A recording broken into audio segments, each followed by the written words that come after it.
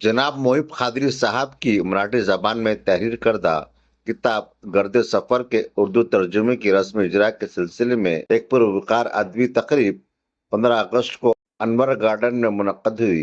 जनाब मसूद अली लेक्चरर ने इस प्रोग्राम की निजामत की, जबकि प्रोग्राम के इनेकाद ने अब्दुल माजिद सदर मुदर्रिस नोबल हाई स्कूल ने अहम रोल अदा किया। तकरीब की सदारत महमूद अली सहर और शहर की बुजुर्ग शख्सियत जनाब कमालुद्दीन सिद्दीकी साहब ने की। एनएसबी कॉलेज ने किताब गर्द सफर और तर्जुमा की अफादियत व अहमियत पर साहब तर्जुमा की शख्सियत पर रोशनी डाली। शहर के जाने माने इदारे मदरसा के रूरवा जनाब शफी अहमद खुर्शी साहब ने भी अपने ख्यालात का इजहार किया। वंचित बहुजन आघाड़ी के फारूक अहमद ने भी अपनी तकरीर में कौमी मफादात का तहफ़्फ़ुज़ और अगयार की चालबाजियों से बचने के गुर सिखाए। मुफ्ती शमसुद्दीन सिद्दीकी साहब ने अपनी मुख्तसर तकरीर में फन तालीम, इल्म, वालिदैन, अखलाक और इस्लामी इक़दार बच्चों को नसीहत।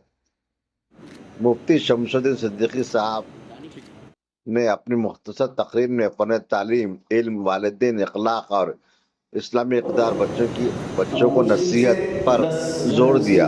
प्रोफेसर इरशाद अहमद ने अपनी तकरीर में मुकम्मल किताब का खुलासा बड़े मुनफ़्फ़रद अंदाज में किया। इस तकरीब में लेक्चरर महमूद अली ने अपनी लिखी हुई तहरीर भी पढ़कर सुनाई। अस्सलामु अलैकुम।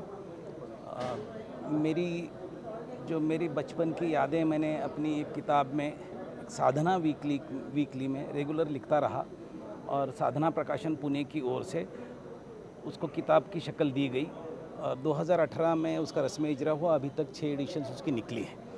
मेरी जो किताब का रस्म इजरा हुआ था मराठी का, उस वक्त डॉक्टर ज़ियाउल हसन साहब उस प्रोग्राम में हाजिर थे। उस प्रोग्राम में जो तकरीरें हुई और किताब के बारे में कहा गया, इससे वो इतने मुतासिर हुए कि उन्होंने ये तय किया कि इसको उर्दू में लाएं। और मैं बचपन से मराठी मीडियम में पढ़ा हूँ, तो मेरी ये मराठी वाली यादें उर्दू में लाने के लिए उन्होंने बहुत मेहनतें की।